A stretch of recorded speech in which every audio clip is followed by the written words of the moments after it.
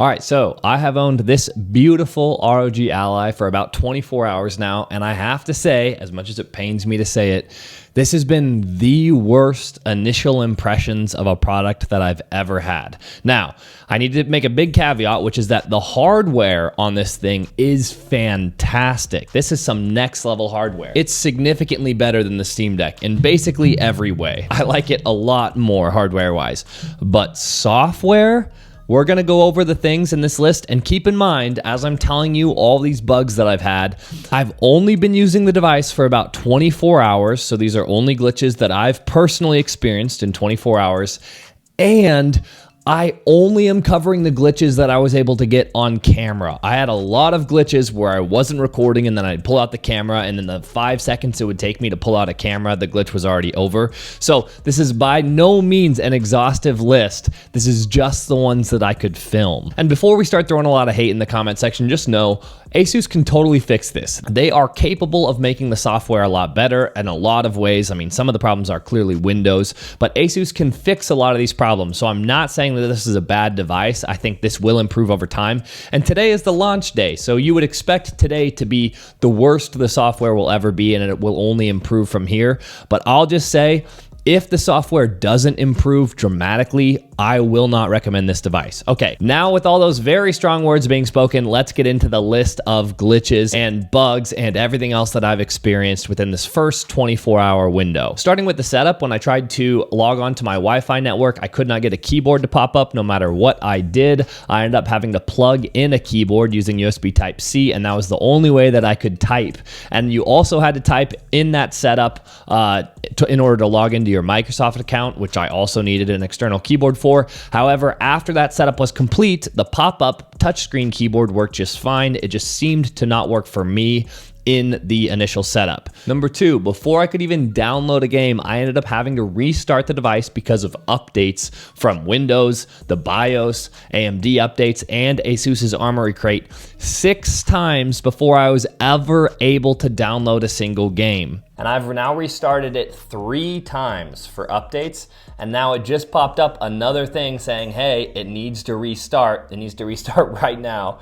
And run an update. So now this will be the 4th restart in my unboxing period. I've now been unboxing it, trying to play for an hour and a half, and all I've done is updates. Okay, this is getting almost unbelievable to me. I have now had to restart the ROG Ally 4 times to do updates, and now I just got another one that says, hey, we need to update right now, close all your stuff.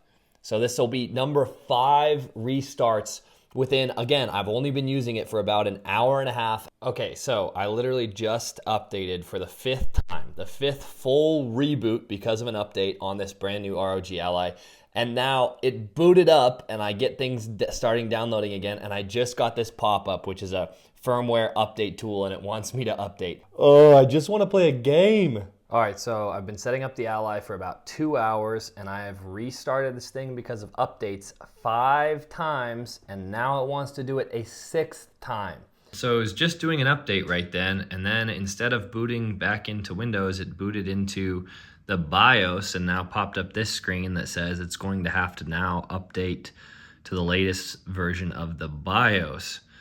This is my 6th update restart with the ROG Ally in the last 2 hours. I so far haven't gotten to try out any games because all it has done is update stuff. I could go into more details on that, but what that ended up doing is for the first 2 hours of owning the device, where I was just trying to install games so that I could test it out, all I actually did was update a bunch of stuff and restart it over and over again. So it was actually pretty frustrating. Number 3, when I put the device to sleep using the power button, an hour later, I came back and the device would not turn on. You could tap the power button, you could hold the power button, nothing happened until eventually I had to hold the power button for a while and I did a hard shutdown, and then that fixed it. Number 4, Armory Crate is super glitchy. I had it get stuck in the loading screen for a few minutes until I finally said, okay, this isn't going to work, and I restarted it, and that seemed to fix it. Number 5, Armory Crate goes into this Matrix bullet time slow mode where when you press a button to do something, it acts like you press the button about 5 to 10 seconds later. So it'll start loading,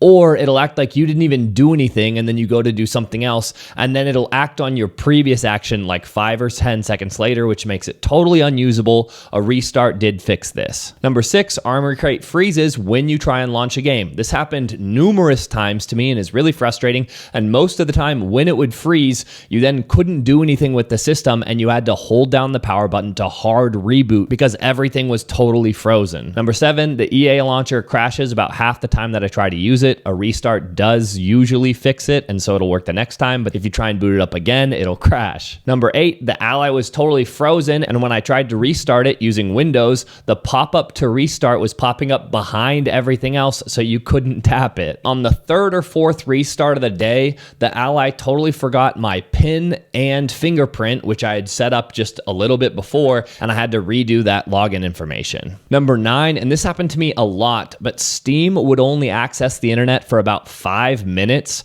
to download stuff, and then after 5 minutes, it would say it couldn't reach Steam servers and would go into offline mode, despite Battle.net and EA and Origins still being able to access and download just fine.